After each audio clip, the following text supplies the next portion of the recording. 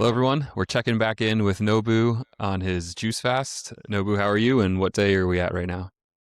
Good. I want to say it's like 25. It's in the 20s now. I know. Yeah, there you go. I don't keep.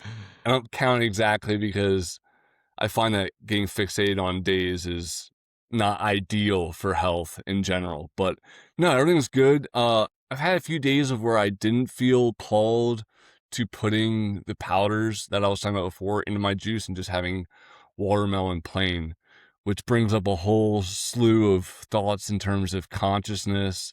And I know we're going to talk about this a little bit about fields, but understanding the energies and patterns and consciousness contained within all things and how they influence us. But yeah, Mm. it's good. I mean, that's a cliffhanger right there. Wait, what are you talking about? So, like, you're saying because you've moved away from other additional substances in the juice and you're just purely on one, like one plant, so the watermelon, you're saying, like, just because of that and, like, how that impacts how you're thinking and, like, how you're Mm-hmm. behaving, things like And that? how I feel the juice too enter and exit my body. Like I noticed that with just pure watermelon juice, it goes through my body quicker, whether it be my kidneys or out the back end, because still shitting, liquids. But Yeah. yeah, I and there's a lot of theories surrounding that, but I think at the core level, again, going back to the you are what you eat, keeping it simple and as focused of a stream of consciousness and data entering my vessel through the mouth, there's going to be faster results versus when we try to play God and make amalgamations of things, which that's a whole nother topic on the magic of cooking and what spices can do for us in a positive light, but also how they can also mask things that might not be exposed. Interesting.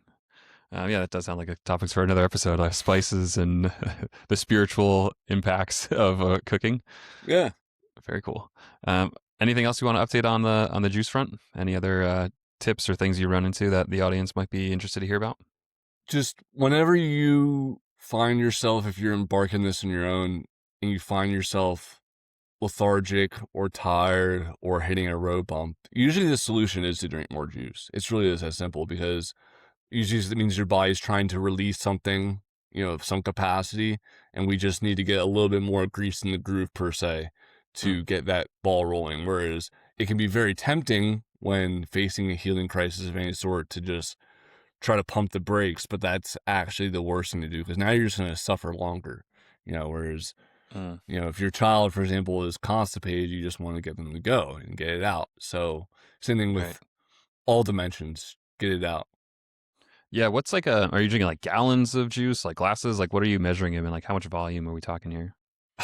I'm getting in excess of a gallon. So I use those GT, not JT, GT kombucha bottles that are 48 ounces, and I usually fill up 3 to 5 of them every day. So Okay. yeah, two of them is 96 ounces. So throwing in the next one, we're at 104. We're at 144 ounces, and the gallon's 120. So I'm getting in excess of a gallon every day. But like I said in the beginning, each person's different. I find personally that 2 gallons a day is usually when I'm being more physically active, like what I need. A gallon can not be enough, but for most people, just do a gallon at least and go from there. Yeah. And this is the other thing on my mind. So we called it a juice feast, a juice fast, a solid food vacation. And I think when I heard initially fast, you know, confusing it with other fasts, either dry or like just water, and you go into that autophagy where your body starts like kind of taking apart itself. Does Mm-hmm. or and then to rebuild it. Does that happen with a juice fast too, or because you're getting these nutrients, does it not go into that state?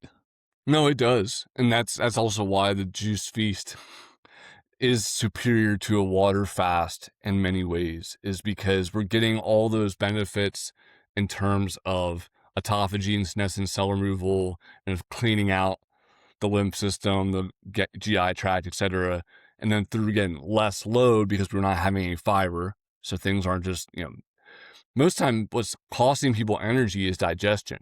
That's it's costing them so much energy just to even break down food and get out of their bodies before it turns rancid and toxic, that they're not even actually getting the nutritional value they need. So we're getting all the perks of a water fast in terms of bring relief to the digestive system and its other capacities, while still getting this hyper concentrated, liquid nutrition. That's, again, Hmm. it's going to spike your insulin, and you're going to have your insulin spike and go through those processes, but it's not as much of a protracted process, so we go back to baseline much quicker. Which again is also why a lot of people experience, like, they need less sleep, they have more energy, because your body is not spending so much of it just breaking food down. Mm. Yeah, frees up resources for other Mm-hmm. things.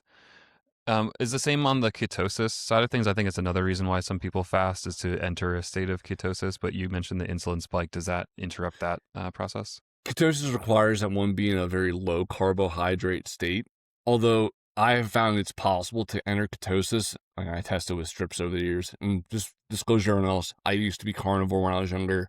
I lived with nothing but meat and organs too for 2 months when I was like 19, so I have experience in other realms as well.